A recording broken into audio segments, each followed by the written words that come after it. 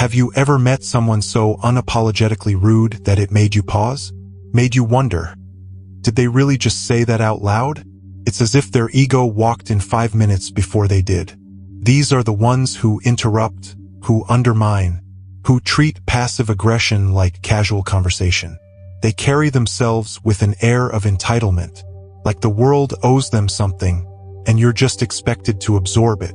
Smile, nod, shrink. But here's the truth. Disrespect only survives where it's allowed. And most of us, we've been taught to keep the peace at the cost of our own, to stay quiet, to turn the other cheek, even as our self-respect gets chipped away. But silence isn't strength when it's rooted in fear. It's not maturity, it's surrender. In this video, we're going to break the illusion that staying calm means staying passive, and show you how real strength responds when tested. There's a kind of silence that echoes louder than any outburst. It happens when you stop justifying your worth to people who were never qualified to judge it. You ever sit across from someone who speaks to you with condescension, like respect is a courtesy reserved only for them? It stings at first, but then something shifts. You realize, I don't have to meet this energy. I don't have to mirror this behavior, because power isn't always loud, and dignity doesn't argue. In that moment, you reclaim your ground, not by shouting over them, but by standing still in unshakable calm. Marcus Aurelius once said, "The best revenge is to be unlike him who performed the injury. That lives in me." Because when you respond to disrespect with composure, you protect your peace and deny them the chaos they crave. Rude people thrive on reactions. They feed off drama, off knowing they rattled you. So when you give them nothing, no rise, no show, just silence, that's the real burn. Stoicism reminds us of something simple but powerful. We can't control their words, only our response. And when you say, "I won't lower myself to your level," you're not being weak. You're being precise. You're drawing a line without crossing theirs. Carl Jung once said, "Everything that irritates us about others can lead us to an understanding of ourselves."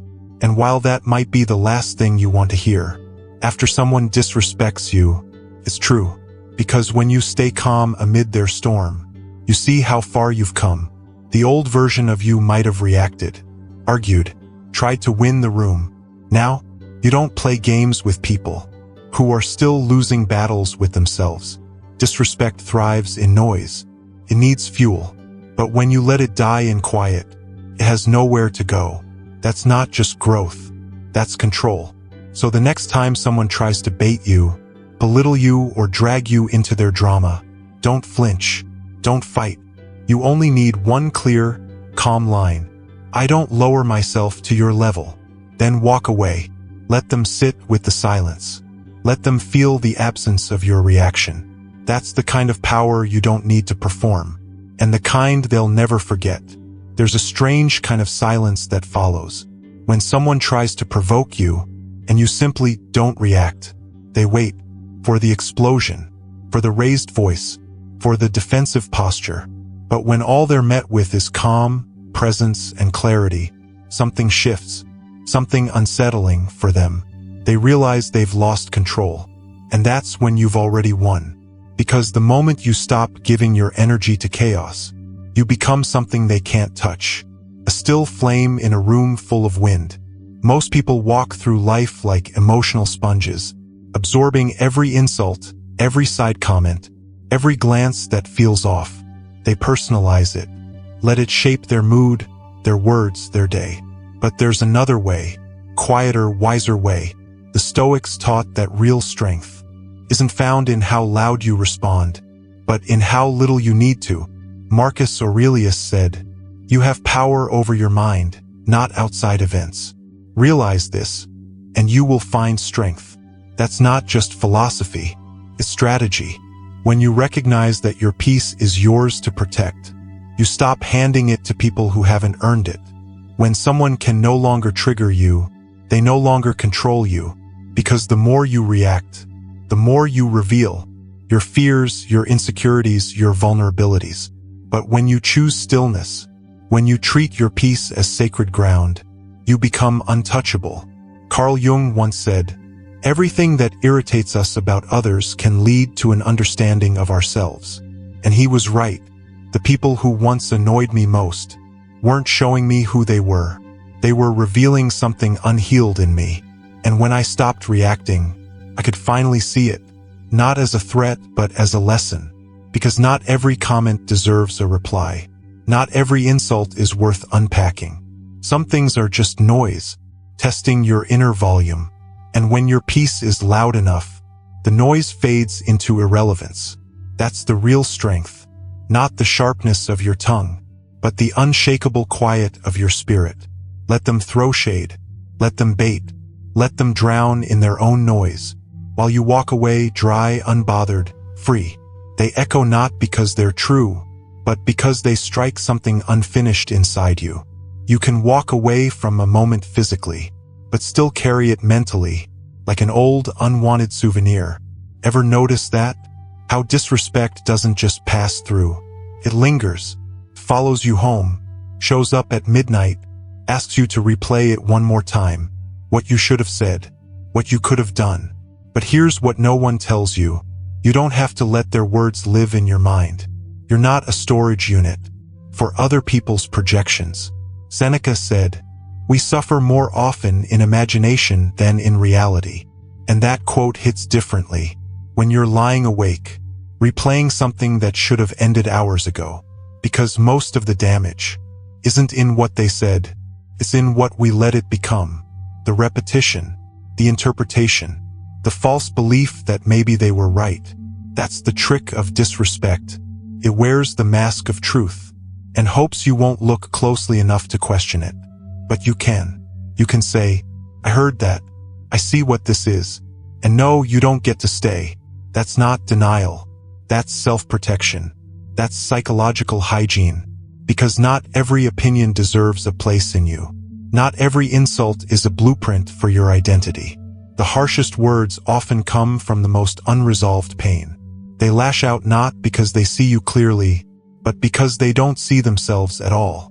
They want you to hurt, because pain makes them feel powerful.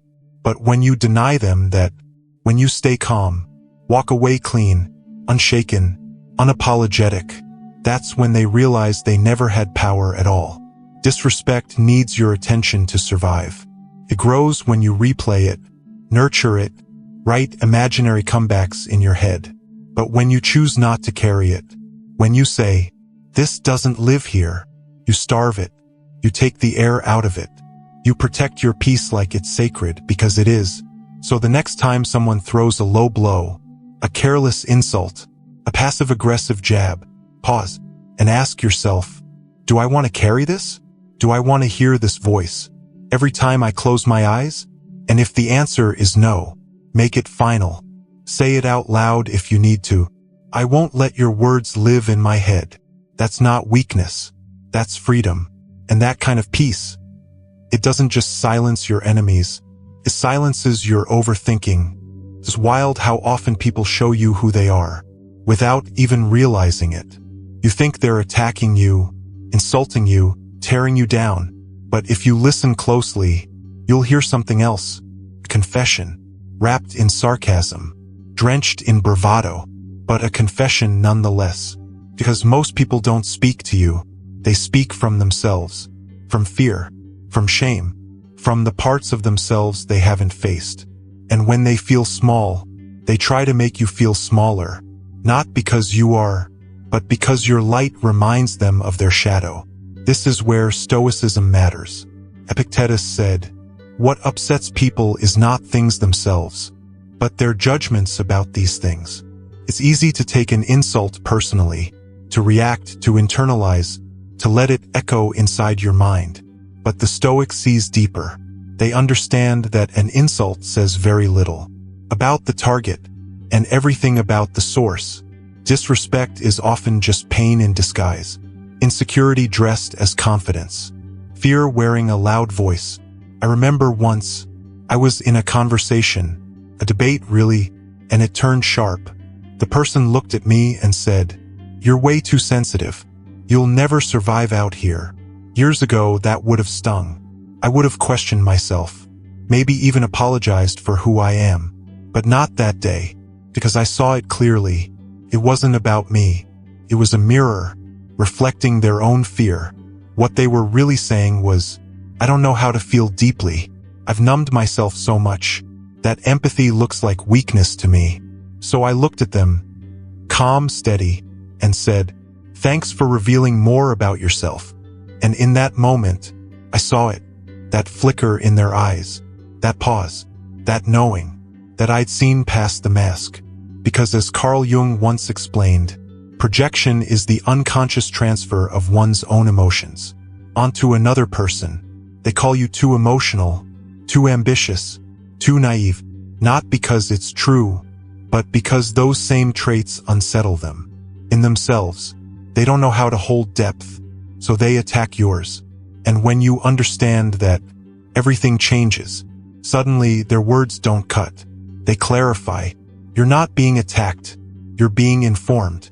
Their insults aren't revealing the truth about you. They're exposing the truth about them. And that's freedom. Because when you respond with calm observation, instead of emotional reaction, you hold up a mirror they weren't ready to face. Think about it. When someone throws unprovoked shade, they're hoping for chaos. They want you off balance. They want the drama. But if you look them in the eye and say, you just revealed more about yourself, you shut the whole game down. You flip the script. You remind them and everyone watching that not all battles are worth entering. Some are meant to be observed, understood, and walked away from with grace. Some conversations are traps, disguised as dialogue. First, you don't see it. You step in thinking it's a discussion, maybe even a productive one. Then the tone shifts, the interruptions, the smirks, the passive-aggressive jabs wrapped in just kidding. That's when you know, this isn't about connection. This is about control. This person isn't trying to understand. They're trying to win. Or worse, trying to drag you into their storm, so they don't have to sit in it alone. That's when you realize, this isn't a conversation. It's a test. And you've outgrown the need to prove you're unbothered. By dancing in the rain, there's a quiet kind of power in knowing when to stop talking, when to step back, when to say calmly, clearly, I've outgrown this conversation. And when you do, you'll feel it. The weight lifts, the tension dissolves, the emotional tug-of-war you never signed up for, gone. Because what used to keep you up at night, you now walk away from, without hesitation. The Stoics had a word for this, ataraxia, a lucid state of robust equanimity, freedom from distress, clarity in the midst of chaos. Epictetus said, if someone succeeds in provoking you, realize your mind is complicit in the provocation. That hits hard, because most drama is optional. You don't have to fight every battle. You don't have to explain your silence. You don't need to convert critics into allies. Some people are committed to misunderstanding you, not because you're unclear, but because clarity would force them to confront their own noise. And that's not your job. So the next time someone twists your words, throws shade, pushes buttons you've deactivated, pause. You don't need to defend yourself. You don't need to engage. Just say it, with all the grace your growth has earned. I've outgrown this conversation. Then leave. Let them spin. Let them talk. You've got better places to be, mentally, emotionally, spiritually. It's a strange kind of power, the kind that comes from no longer reacting to the things that once broke you. You don't shout. You don't tremble. You don't even flinch. And it's not because you're numb. It's because you're whole. You looked your pain in the eye, named it, sat with it, walked through it, and came out the other side. So now, when someone tries to trigger you with a version of yourself you've already outgrown, all they find is a closed door, locked, sealed, reinforced with wisdom. And that kind of peace, it unsettles people who only understand power through control. You know what healing really looks like? It looks like hearing the same cruel words you once cried over and feeling nothing, not indifference, not denial, just stillness. Because healing isn't about pretending you were never hurt. It's about knowing exactly where the wound was and realizing it's not open anymore. It's about carrying the memory without carrying the pain. And that confuses people, especially those who used to succeed. Is shaking you. I've had people throw my past at me like a weapon, assuming it would still cut. And maybe once it would have, but not anymore. Now I hear it and think, you're late. That version of me doesn't live here anymore. And when I say that, it's not ego, it's peace, it's clarity, it's the quiet confidence of someone who's done the inner work most people avoid. Marcus Aurelius said, "You have power over your mind, not outside events. Realize this, and you will find strength." That's what healing gives you, power over the space within. Because the world will keep testing you. People will keep throwing jabs. But when you've sat with your shadows and learned their names, no one can use them against you anymore. That's why I say, you can't trigger what I've healed. Not as a defense, as a declaration. Carl Jung said, "One does not become enlightened by imagining figures of light, but by making the darkness conscious." Healing isn't about erasing the pain. It's about understanding it. It's about letting the wound shape you, not into something bitter, but into something unbreakable. And that's what they don't expect. They expect you to break. The way you used to cry, to lash out, to shrink. But what they get is calm. And that calm terrifies them. Because calm says, I'm not who I used to be. And you no longer have access to that version of me. So the next time someone tries to get under your skin, remember, your healing is not for them. It's not for their understanding. It's for your peace. You didn't go through all that pain just to still be rattled by the same noise. You didn't break and rebuild yourself just to crumble at the first sign of pressure. Your silence, your stillness, your lack of reaction, they're not signs of weakness. They are proof that the wound is now a scar. And scars don't scream. They don't bleed. They don't tremble. They speak quietly. They say, I made it, and you no longer matter. There comes a moment in your life when chaos no longer excites you, when drama doesn't seduce you, when being right isn't as satisfying as being at peace. You stop needing to prove anything to anyone, not because you've run out of things to say, but because you've realized the cost of every unnecessary reaction. And it's not worth it. Your energy is expensive. Your peace, priceless. And once you truly learn that, you begin treating it like the most valuable currency you have. I used to give everyone access. If you wanted an argument, I'd meet you there. If you threw shade, I throw it right back. If you questioned me, I'd explain myself to death, just to prove you had the wrong idea. But every time I did that, I handed over a piece of myself, a piece of my calm, my clarity, my confidence, until one day I realized I was bleeding energy for people who didn't deserve a drop of it. That's when everything shifted. I stopped engaging with anything that tried to pull me out of alignment. I stopped letting every barking dog distract me from the direction I was walking in. Seneca said it best. We suffer more often in imagination than in reality. And that's exactly what happens when you let the wrong people live rent-free in your head. They don't just interrupt your day. They start shaping your thoughts, stealing your focus, distorting your peace. But here's the good news. Just like you let them in, you can show them the door. Peace isn't passive. It's a choice, a firm, deliberate boundary between you and the noise. Carl Jung once said, "The privilege of a lifetime is to become who you truly are." But here's the catch. You can't become that version of yourself if you're constantly reacting to people who don't even know who they are. That's the danger in letting everyone speak into your life. Not all voices come from clarity. Some come from confusion, from projection, from a desperate need to feel powerful in a life they can't control. And if you're not careful, their chaos becomes your confusion. Now, I treat my peace like it's gold. I don't offer discounts. I don't negotiate with disrespect. I don't explain my silence to people who only listen to respond. Someone tries to bait me into conflict? I let the bait rot. Someone makes a snide comment? I smile, like I didn't even hear it. And maybe I didn't, because when you're tuned into peace, your ears stop catching static. Your spirit starts filtering what's actually worthy of your attention. This isn't arrogance. It's discipline.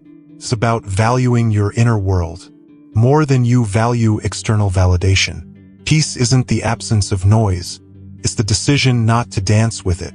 Not every dog that barks deserves your attention. Some just want to hear themselves bark. Let them. You're walking towards something greater, so protect your peace like it's gold. Because it is. Every time you don't react, you're investing in yourself. Every time you let something go, you're choosing evolution over ego. Every time you stay silent instead of swinging back, you're making space for clarity, purpose, and joy to thrive. That's not weakness. That's wisdom. And in a world that profits off your outrage, your calm is a rebellion. There's something deeply unsettling to others when they can't shake you, when you're calm in the face of chaos, when you don't react to provocation, when you don't need to defend your worth. That's power. Not the loud kind, not the flashy, ego-driven kind. The quiet, steady kind that comes from knowing exactly who you are. That's what the Stoics meant by strength. Not muscles, not dominance, but the control of one's inner world. You see, the real flex isn't a clever comeback. It's a centered response. It's not needing to win the argument. It's knowing you don't have to attend every fight you're invited to. Epictetus said, "It's not what happens to you, but how you react to it that matters." That's the cornerstone of this whole journey. The realization that control isn't found in domination. It's found in restraint. We live in a world that rewards the loudest voice, the fastest reply, the flashiest reaction. But those aren't signs of strength. They're signs of instability. True power is still. It's measured. It's deliberate. It's the ability to pause when others explode, to choose silence when others yell, to speak only when your words can't be ignored, not because they're loud, but because they're grounded in truth. Carl Jung understood this too. He once said, "Everything that irritates us about others can lead us to an understanding of ourselves." That's the real test of calm. When you can witness someone's disrespect, and instead of reacting, ask, "What is this trying to teach me?" Not about them, but about you. Because every reaction is a reflection, and every non-reaction is a revelation. Handling disrespect isn't about being passive. It's about refusing to give someone else the remote control to your emotions. It's about anchoring so deeply in who you are that nothing shakes you unless you let it. That's not passive. That's precise. That's powerful. So the next time someone tries to rattle you, tests your boundaries, throws a careless insult, or casts shade hoping you'll dance in the dark, remember this: calm is not weakness. Calm is a weapon. It signals that your peace is non-negotiable, that your self-worth isn't built on applause or approval, that your silence is intentional, not empty. One sentence, said with calm conviction, can shake a room. "I'm not the one. You can't trigger what I've healed.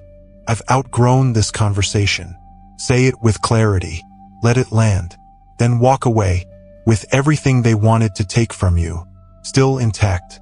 Because you don't need to fight every battle, especially the ones that aren't worthy of your energy.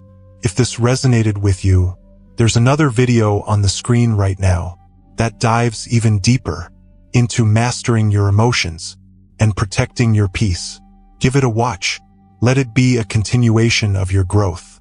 And thank you, truly, for being a part of Stoic Mindset Mastery. This journey we're on is not about being perfect. It's about being better, stronger, calmer, one decision at a time.